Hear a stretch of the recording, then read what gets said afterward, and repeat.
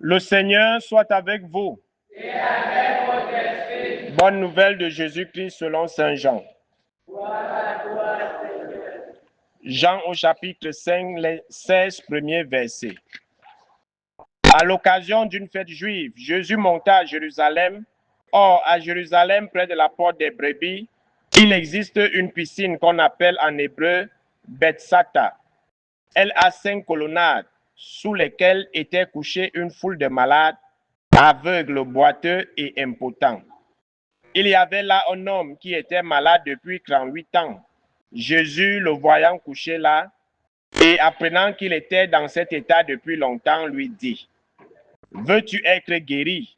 Le malade lui répondit, « Seigneur, je n'ai personne pour me plonger dans la piscine au moment où l'eau bouillonne, et pendant que j'y vais, un autre descend avant moi. » Jésus lui dit, « Lève-toi, prends ton brancard et marche. » Et aussitôt l'homme fut guéri. Il prit son brancard, il marchait. Or, ce jour-là était un jour de sabbat. Les Juifs dirent donc à cet homme que Jésus avait remis sur pied, « C'est le sabbat. Il ne t'est pas permis de porter ton brancard. » Il leur répliqua, « Celui qui m'a guéri, c'est lui qui m'a dit, « Prends ton brancard et marche. » Ils l'interrogèrent, « Quel est l'homme qui t'a dit, prends ton brancard et marche ?» Mais celui qui avait été rétabli ne savait pas qui c'était. En effet, Jésus s'était éloigné, car il y avait foule à cet endroit. Plus tard, Jésus le retrouve dans le temple et lui dit, « Te voilà guéri, ne pêche plus. Il pourrait t'arriver quelque chose de pire. » L'homme partit annoncer aux Juifs que c'était Jésus qui l'avait guéri. Et ceux-ci persécutaient Jésus parce qu'il avait fait cela le jour du sabbat. Acclamons la parole de Dieu. Bien-aimés de Dieu, chers frères et sœurs en Christ, loué soit Jésus-Christ. Loué soit le saint nom de Jésus-Christ. Une fois de plus, bonsoir à tout le monde. Aujourd'hui, nous sommes avec Jésus devant la piscine de Bethsata, où il va guérir un malade. Il était paralysé, il était couché là. Et dans la piscine de Bethsata, il y avait une particularité, c'est qu'à un moment de la journée, un ange descendait, remuait l'eau, et pendant que l'eau était en train d'être remuée, il fallait vite tomber dans la piscine pour être guéri, quelle que soit la maladie.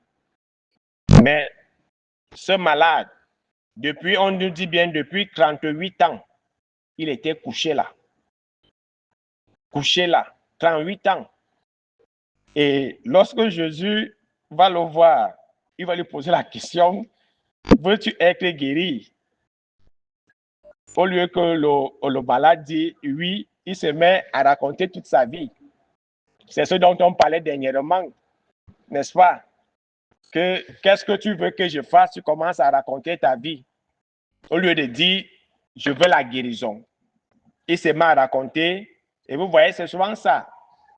On te demande que tu as besoin de quoi. Au lieu de donner ta demande, tu commences à dire comment tu n'as personne pour te faire plonger, donc pour dire que les autres sont mauvais. Vous voyez, non? Qu'il n'y a personne. Ils ont le mauvais cœur. Ils ne veulent pas m'aider. Personne pour me faire tomber dans la piscine au moment où l'eau bouillonne. Et pendant que j'y vais, un autre descend avant moi. Donc, il ne peut pas voir que je suis là avant lui, mais lui tombe avant moi. Vous voyez, c'est les plaintes. Mais en fait, il n'a pas répondu à la question de Jésus. C'est les plaintes. C'est ça, non? C'est les plaintes.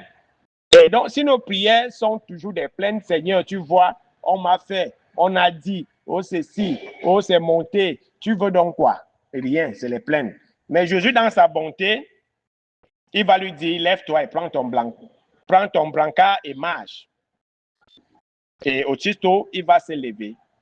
Et comme d'habitude, les Juifs ne vont pas voir ça d'un bon œil, puisque c'est le jour du sabbat. Et dernièrement, on se souvient, à cause de l'aveugle de naissance, ils ont toujours mis Jésus en procès. Pourquoi c'est toujours le jour du sabbat que lui, le Père des guérisons? Alors, l'homme ne sachant pas qui était l'homme qui l'a guéri, il va dire qu'il ne sait pas. Et plus tard, Jésus va revenir et lui dire, si tu pêches encore, il va t'arriver pire. Donc, parfois, nous sommes couchés là, au même endroit. On n'évolue pas, on n'avance pas. Les autres évoluent, personne ne nous aide. On va dire que c'est eux qui sont mauvais, qu'avec tous les moyens qu'ils ont, tout l'argent qu'ils ont, ils ne nous aident pas. Et pourtant, il suffit d'un claquement de doigts, ils changent notre vie, n'est-ce pas? Et voilà, il n'y a personne pour nous aider. Et les autres qui me voient même dans la même situation, au lieu de me laisser avoir la priorité, ils viennent, ils me dépassent. C'est souvent ça. Et parfois, c'est nos péchés qui nous paralysent sur place. Parfois, c'est nos péchés. On dit bien qu'il était là pendant 38 ans. Donc, les péchés que nous accumulons, que nous entassons, que nous ne voulons pas confesser, sont source de beaucoup de stagnation dans nos vies. Sont source de beaucoup de stagnation. Et quand nous avons parlé de comment purifier nos arbres généalogiques en disant qu'il faut renoncer à toutes sortes de mal et tout, demander pardon pour nous et pour les péchés de nos ancêtres, parce que justement, l'ennemi qui est le malin passe à travers toutes nos failles qui sont les péchés. Toutes nos failles qui sont les péchés. Donc, si on est cloué sur place, rien n'avance. Tel vient derrière, il nous dépasse. Tel vient à gauche, il nous dépasse. On est toujours au même endroit. Les gens passent comme s'ils ne te voient pas. Ce n'est pas eux le problème. C'est que tu n'es pas en état de recevoir une grâce. Tu es en état de disgrâce. Donc, tu as comme une odeur de putréfaction qui fait en sorte que tout le monde t'évite. Personne ne veut poser son regard sur toi. Personne ne veut avoir pitié de toi. Donc, tout ce qu'il fait là, au lieu de dire oui, guéris-moi, c'est les plaindre. Pour dire que regarde, avec toute la foule qu'il y a là, personne ne veut m'aider. Et même ceux qui m'ont trouvé là avant, ils viennent, ils passent.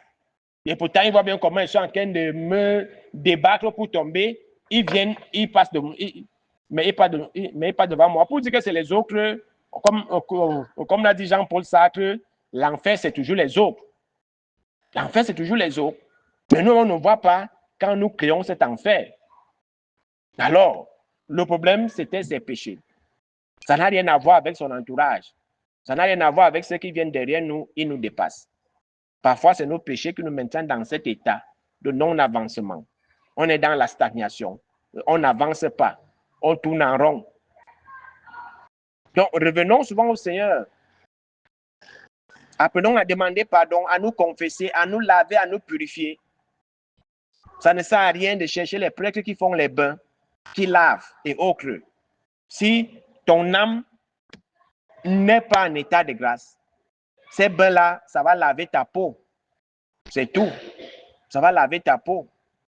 Ça ne sert à rien. On ne lave pas les péchés avec les bains spirituels. Le meilleur bain spirituel, c'est la confession. Non seulement la confession te purifie et te rétablit dans la grâce. Elle te purifie de toutes tes souillures, te libère de tous les différents liens que tu as eu à avoir à travers ces péchés et te restaure dans la grâce. Et maintenant, tu peux bénéficier des bénédictions du Seigneur, de la guérison, de tout ce que tu veux.